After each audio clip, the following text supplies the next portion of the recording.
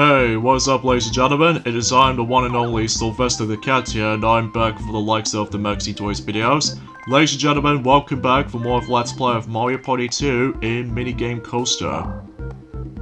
So last time we have basically just went through Worlds 1 through 4, and now we're going to be continuing things on in World 5, which appears to be the continuation of the 2 vs 2 minigames. So 5-1 we have is of course Magnet Carter. Much like how it does in Mario Party 1, since this is going to be a coin collectathon game, we have to collect a certain amount of coins in order to be able to progress. Like, for instance, for example, we need to collect about 15 coins in order to able to actually just to succeed that challenge. So, as long as you would be able to actually get yourselves, you know, 3 of those coin bags, or if you want to go for 1 coin bag and just go for the one and only one treasure chest to be found, and that way you should able to actually just reach for about 15 coins at minimum, so at least for certain requirements. So yeah, that's all there was to say about that. Magnet Carter, it's pretty simple and self-explanatory, but at least it doesn't give me that much trouble though, because it only took me 1 attempt for the sake of this particular minigame. So as long as you need to get a little bit of practice with that, you know, these bumper balloon cars kind of control scheme. So alright, next up we have is Bobsled Run, and if you couldn't tell, this is my new record attempt. Not by much though, not by much, but you can definitely see why whenever we're able to actually proceed to this particular minigame. So, and as I said this before, that's usually, relatively speaking, that in addition to able to try to go through World 5, we might possibly just try to able to finish up the entire coaster itself. Because much like how it does in the forms of in Mario Party 1, that I'm also able to actually just to do 2 parts of minigame coaster, because it's more able to actually point things out, and yeah, I just want to classify that. So, you know, just like in the forms of how it does it on Minigame Island for Mario Party 1, that we obviously have to go through like 2 parts. So, while obviously trying to able to do a lot of editing and all that jazz, because unlike Mario Party 1, that well, let's talk about there are some slight differences between Minigame Island compared to Minigame Coaster. Normally in the Minigame Island for Mario Party 1, that every time when you complete the main minigames themselves, you actually get yourselves an extra 1 life if you manage to able to complete most of these minigames. Whilst in here, you can't able to actually get an extra life if you complete the minigame, because the only way you can able to get extra lives in the minigame coaster this time around is by collecting 100 coins, and then that way you would be able to get an extra life. So, because unlike in Mario Party 1, there are 2 different methods, like you can able to just reach your 100 coins mark, or you can able to clear one of those minigames in Minigame Island. So, yeah, I just want to classify that.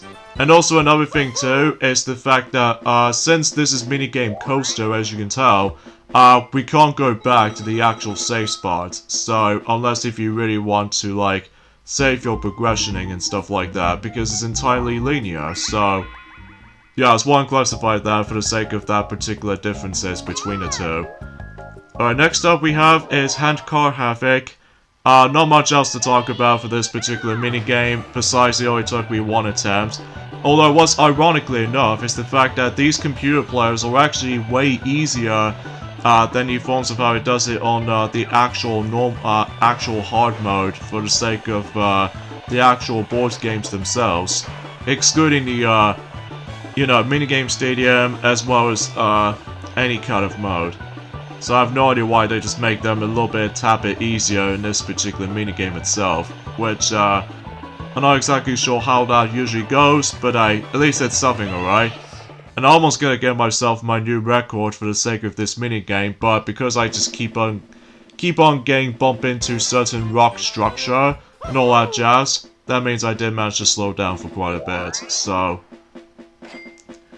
and yeah, now we actually multiply our coins counter. So in this case, we've actually got our extra life back after shell shocked. So, yeah, I just want to able to point things out. Next minigame we have is Sky Pilots. Thankfully, you're always gonna have to deal with the actual steering, so you don't have to worry about, you know, just keep on flapping those wings throughout for the sake of the entire minigame itself. because the computer player will always attempt to do it for you, so... And thankfully, this also took me one attempt, because it's kind of surprising, because usually we are able to done several minigames that usually has a huge emphasis on one attempt, but again, there are some exceptions, mind you, which we'll point things out whenever we get on to, let's just say World 8, because you guys should probably already know what I'm trying to say about this until at some point in the future, So a few things we want to explain before we'll discuss on a lot of things. First of all, today's day is of course the 22nd of December today, in this case in 2020. We've only got about 3 more days to go until Christmas Day. And also, since this is the forms of the 22nd of December, for those of you who lived in the UK, United Kingdom, basically Mario Party the Top 100 has been out for 3 years now for the likes of the UK release. So, and I'm still very glad they did manage to able to push it forward until it gets to Christmas Day during 2017, because since I'm a huge Mario Party fanatic, this means I can able to actually revisit some of the past minigames from, you know, the past Mario Party games, as far as you know. But controversially though, it's on the 3DS though, which I kinda wish that was on the Switch instead. But again, it's too much of a nitpicking side of things though. Next up is torpedo targets, and obviously I have to do this twice. Because obviously, as you can see, we always have to take control of the actual torpedo itself. So naturally speaking, that, we always have to break as many targets as we could. Yeah, during the course of my first attempt of this minigame though, I was literally so close to able to win it. Even though we've almost guaranteed able to win the minigame, but there was one little moment that usually kind of aggravates me. And that was the fact that one usual thing, that most of these computer players got that particular last target before we got the exact same amount of scores. Like we have 3, and then the other opponents got 2, but during the last second, they've managed able to got 3 targets each. And as a result, we got draws, so that's why it actually took me 2 attempts, so... But then again, I'll point things out whenever we get on to the fail montage of the minigame coaster itself by the time until tomorrow, because there's not much right to home about, so...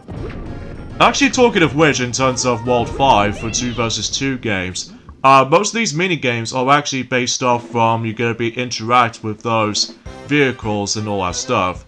Such as, for instance, with the bobsled and also the actual Sky Pilot's kind of airborne kind of contraption, and even the torpedo itself, and heck, even with the forms of the handcar itself, and the actual magnet cards themselves, so... And the next minigame we have here is Toad Bandstand, and this is kind of feels like an out-of-place minigame in World 5, because usually, relatively speaking, as I said this earlier, this world is actually based off from the actual vehicle-based minigames, whilst in this, it kind of feels like out of place, but it doesn't matter. But I digress. But then again though, this minigame only took me 1 attempt, which is obviously standard stuff, because mostly due to the fact that the computer players on the right just somehow does like a really bad job at the actual timing based, but nowhere near as like kind of frustration to me though as the ones in World 6, because I'll point things out whenever we get into World 6, so... And if you couldn't tell already, that we've now on to the halfway point in terms of minigame coaster. So yeah, I'm very pleased about the fact that we're actually doing pretty alright at it, so there are a few exceptions as I said earlier, but at least I did literally try my best to able to win certain minigames I know. But at least I did notice something is the fact that some of the other YouTube videos, assuming if they're able to do the speedrun technique, basically they've managed to able to win certain minigames no problem, but either way, I digress. So next world we're going to be running to is World 6, and the first minigame on this world, which appears to be Quicksand Cashier. Thankfully it only took me 1 attempt on this minigame, and the reason being for that is because, well, I kind of got very lucky during some portions of this minigame. And that was the fact that, well, as soon as I'm able to actually just try to grab 15 coins as what the game tells you to collect, And as soon as I was able to try to get more for the sake of trying to able to rank up more of my extra lives, and since I've almost got to get myself a bit screwed over, as you can see on screen, that I get sucked into the actual sinking sand hole, and the minigame has already ended off as it is. And then as soon as I'm able to actually think to myself, am I able to actually lose the minigame? Well, luckily for me, I succeed, thanks to the forms of the actual coin requirements to able to actually just to make it for that certain amount. So, yeah, I very appreciate about that specific accomplishment, so, yeah, that's that. Next minigame we have is Lights Out. Since this is on the hard course, we have to carry the light bulbs at all times, and from here we need to avoid the hammer player. And if this is on the normal course, we have to like destroy the light bulb players, and you're gonna be the hammer player. Whilst in the hard course mode, you have to avoid the hammer player. So yeah, much like the forms of Quicksand Cashier, basically it only took me one attempt, which is kind of surprising, because I almost got to get myself a bit screwed over when my teammates managed to block my path, but thankfully that doesn't seem the case at all. So something's worth mentioning for the sake of World 6. It's like a continuation of 1 versus 3 minigames for sure, but most of these minigames, mainly with 4 minigames in between, you're actually going to be involved with a team of 3. Because I believe for the last 2 minigames that we'll show off until later, basically we have to be able to do this on our own, for the sake of the team of 1, so yeah, something worth talking about. Next up is Shark Drop or Roll. Some people seem to say this is one of the hardest minigames in the entire game, which it seems understandable, but luckily for me, this is my first attempt. And because of that, I have to keep on jumping a lot for the sake of this minigame. I know it's technically broken, and especially noticeable about the fact that how cheating this method can be, but honestly, because I just want to move on to the next set of minigames, because of that though, it just gets a bit tad harder as soon as you progress, so... But I can't easily help myself for trying to actually accomplish this minigame, so... Even then though, that's all I was attempting to do for the sake of, just trying to pass this minigame. So because of that though, yeah, I don't seem to have that much of an issues with this minigame at all. Although some people might have trouble with this minigame, but for me, it's not too much of a big of a deal, honestly. Aside from the fact that you have to be very careful with the actual timing jumps or what have you. But that doesn't help until Move to the Music comes along in World 6-4. To me though, I'm very bad at this memorization minigame. I seriously suck at this minigame. Because of that though, this actually took me 3 attempts. And the first 2 attempts, I somehow got screwed over by a lot of bad memorization I have to deal with. But thankfully for the 3rd attempt though, I seemed to be able to actually get the hang of that very easy pattern. Well, as far as you can definitely see while Yoshi's doing the Dance Master while creating a pattern and everything. So even then though, I'm almost gonna get myself screwed over at the end, because at first I thought to myself if it's gonna be B or A, but it turns out I hit the A at the end. So even then though, that usually does take me a lot of troublesome with this minigame. Even though despite the fact that I'm not a big fan of Move to the Music in my opinion, just because I'm just not very good at that minigame, so... But that's probably just me anyway. Alright, next up is Fleet Relay. As I said before, those 2 minigames are gonna be involved around a team of 1. And this is one of those minigames we have to able to beat the other team. So, and basically it's actually pretty fun, and it's actually one of my favorite 1 versus 3 minigames ever. Just because of how frantic and how awesome this can be. Although, be very careful not to tap the A button multiple times, because otherwise you would be able to fall off. And plus, you really don't want to get stuck into that particular random snowball that was being thrown by Mr. Blizzard, as you can see there. But thankfully, it only took me 1 attempt, surprisingly, because even then though, that minigame is such a piece of cake. At least as far as I can usually just manage to deal with that minigame, no problem. Unlike the Move to the Music that I've seemed to able to actually got screwed over by that minigame. During my course of the actual first time playing through Mario Party 2, I just got stuck on Move to the Music for the longest time. But thankfully, on my original N64 cartridge version, I seem to able to actually have some bit of struggles every once in a while. So here we go on to this last minigame in World 6, which is Bomb Barrage. Unfortunately though, this took me 2 attempts. Like, for one attempt that I almost guaranteed able to survive for this minigame, but thanks to the forms of that very strict timing window, with the actual, like, dodging bombs and here and there, now was like 3 seconds left before I move on to the next world, which is World 7, but, jeez Louise, one of those computer players got very lucky with that one particular bomb shot. And especially noticeable, it doesn't help about the fact that you have to wait for that particular, well, just anything else for that, really. But thankfully for the second attempt, though, I managed to able to succeed. But unfortunately, though, I've managed to lost my coin multiplier chain reaction. So, yeah, there's something that I would like to talk about is, actually I'll get into more about it, until whenever we get on to the next world, which appears to be one of the trickiest worlds in the game, World 7. But nowhere near as hard as the forms of how it does it on World 8. Dear lord, World 8, it's something else. So anyways, for World 7, it's basically another continuation of the 4-player minigames. So of course the first one is Honeycomb Havoc, and this surprisingly took me 1 attempt.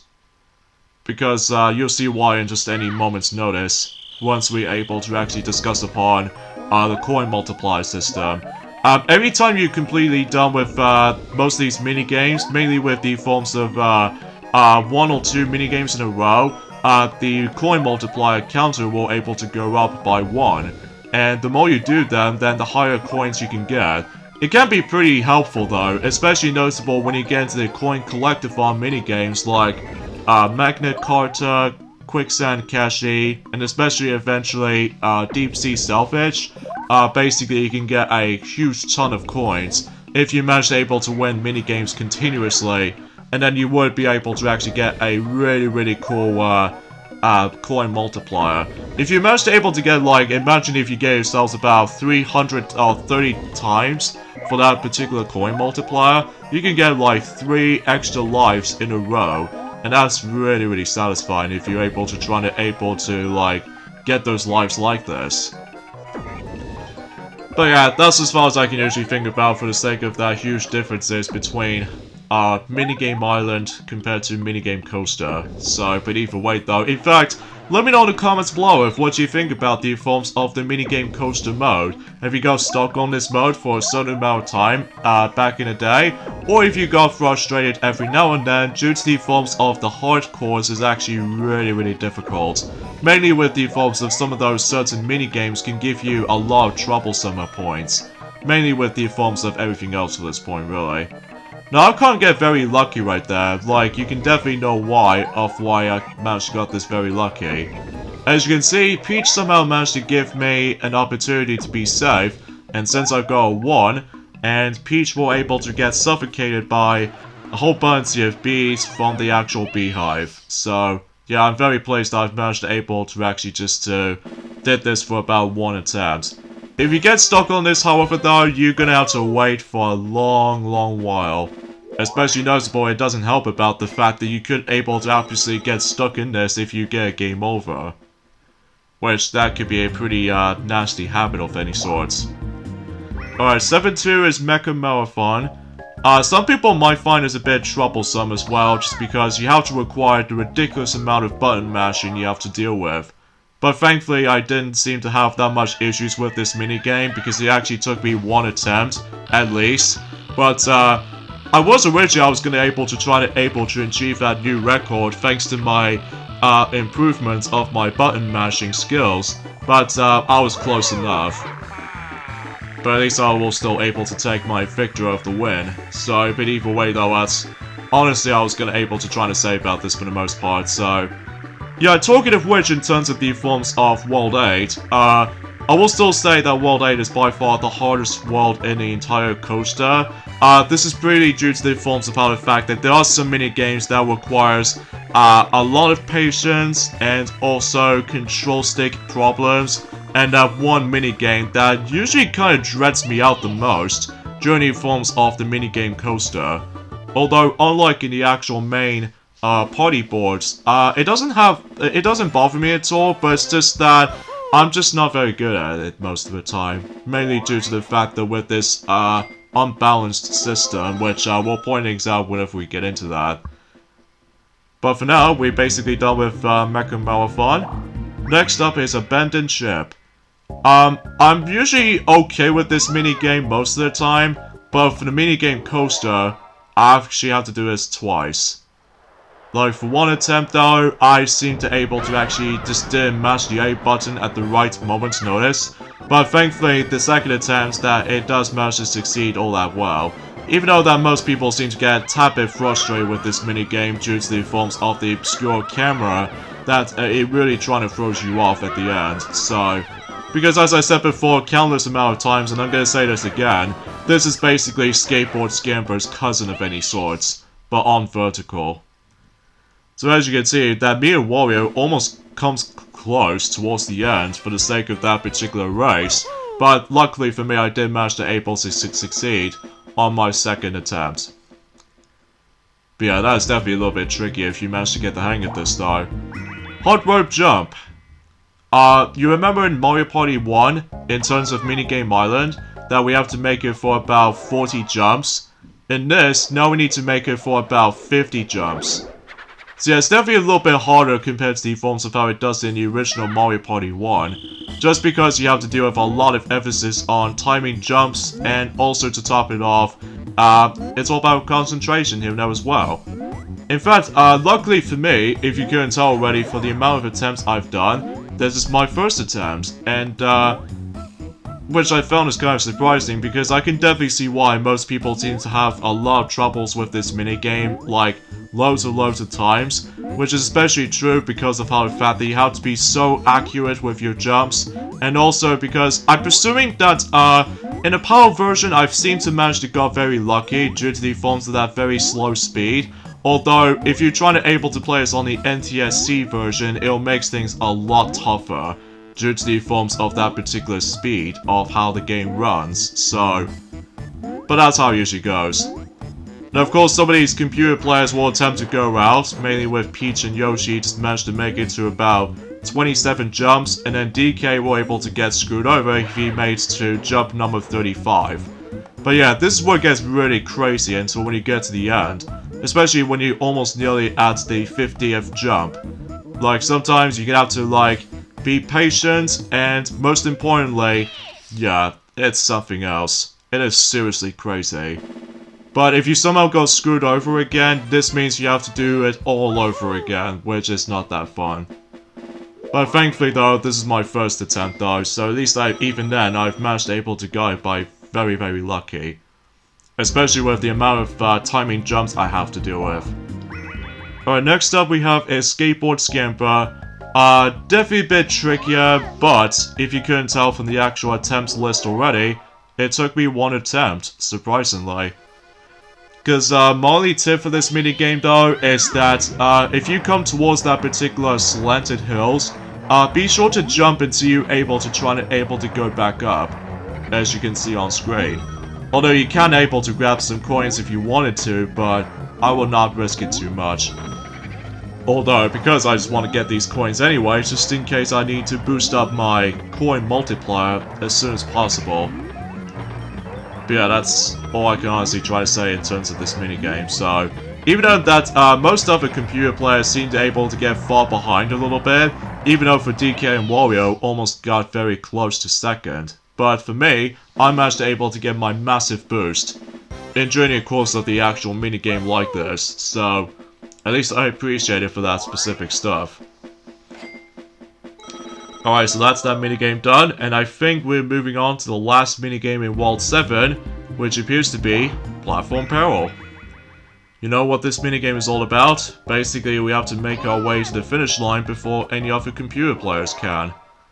And this also took me one attempt.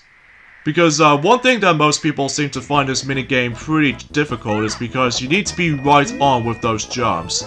Like, specifically, they have some more obstacles like you know, moving platforms, as well as those conveyor belts that you have to able to actually just to work on with your jumps or what have you. Because if you jump at the wrong time, then you obviously gonna fall off. And not to mention is that if you get like a really bad timing jumps or what have you, then you're probably gonna go far behind.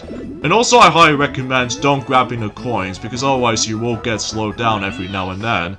So that's the only tip I was gonna able to bring you guys up to this. So yeah, that's pretty much about it in terms of World 7. And thankfully though, I've almost managed to go on a flawless run in World 7, except Abandoned Ship.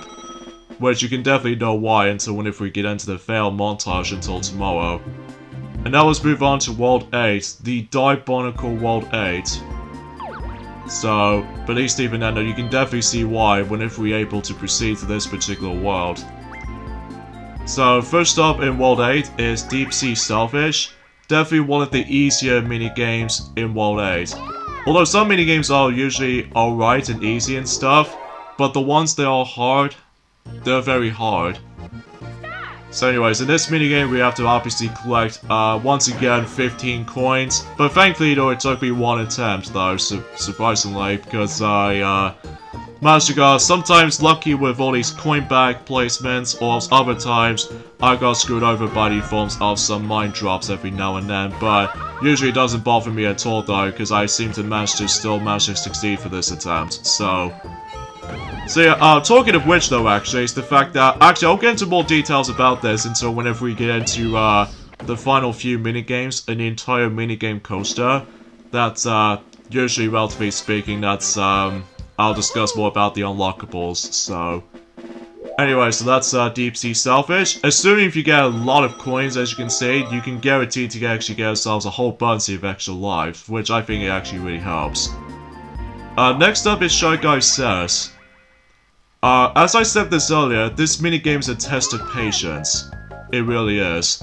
You have to be super precise with all these button reaction commands, and also that, well, basically all you have to do is basically you have to survive the last in order to win the minigame. And also when Shy Guy managed to try and able to do 2 flags at you, you have to wait until when he finishes faking out.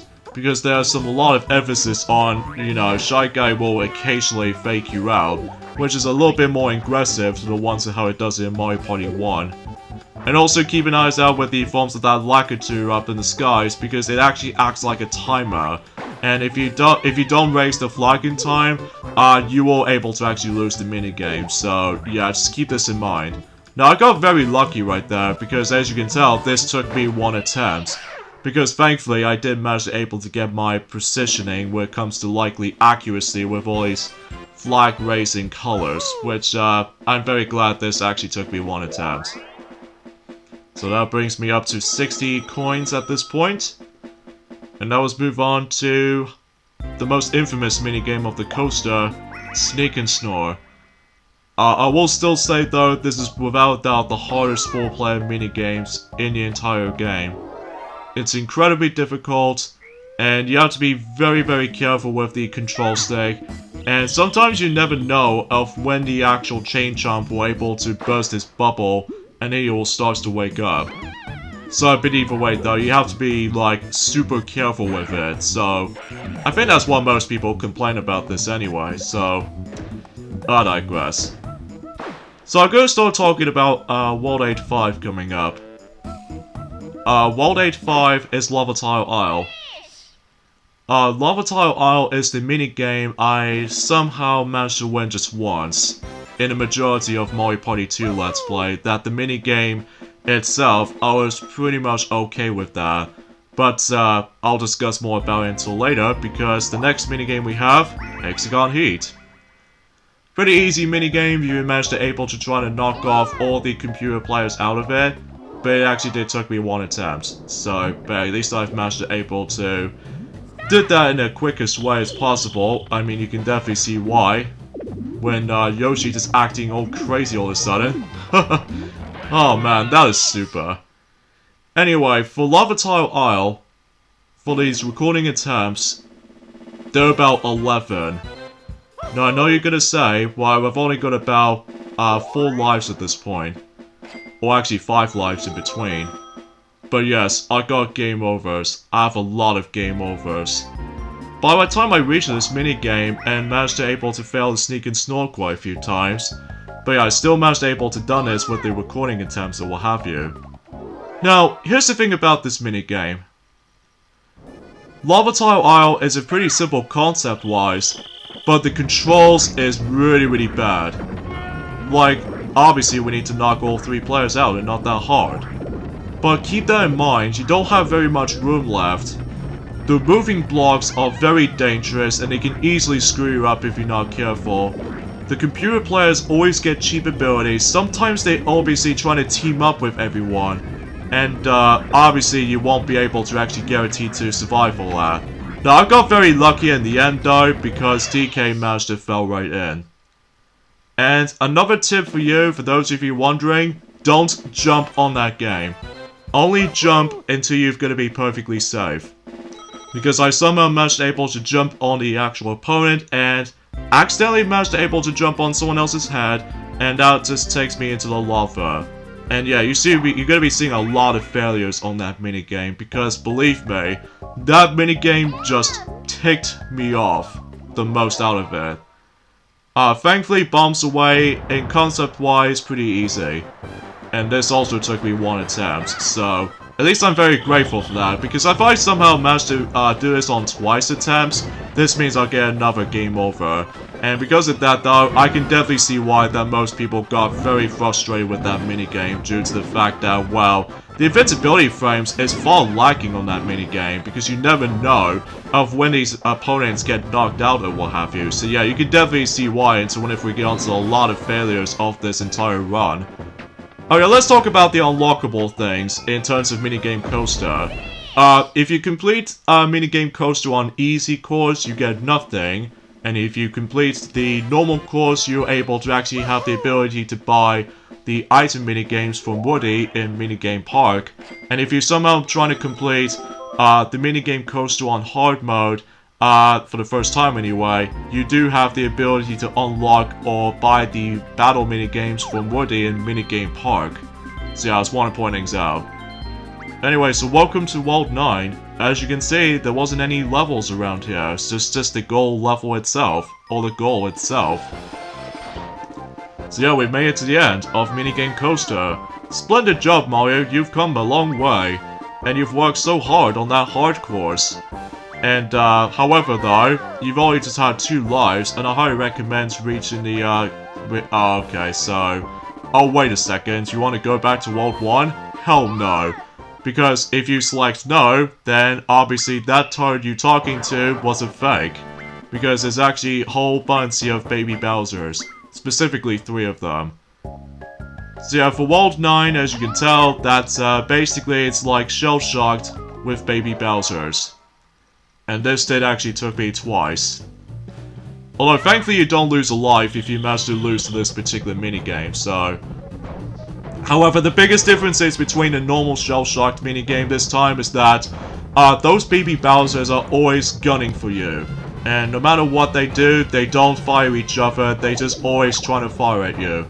So yeah, just take your time, and then basically I highly recommend to back up a little bit, because that way you can able to get some good shots at it, so... But honestly, as I said before, it only took me 2 attempts, so it's not that really surprising. And that's pretty much it in terms of Minigame Coaster. Also, if you ever complete Minigame Coaster on hard mode, you get like 1,000 coins. And then if you complete like, let's say easier difficulties, you get a lesser amount of coins. And also it gives you an abundance of coins depending on how many lives and coins you collect throughout the whole run. So yeah, that's all I can say about the rewards. So join me next time on Let's Play Mario Party 2, we'll be showing off the final extra bits as long as the credit sequence as well. So I'll see you guys until tomorrow.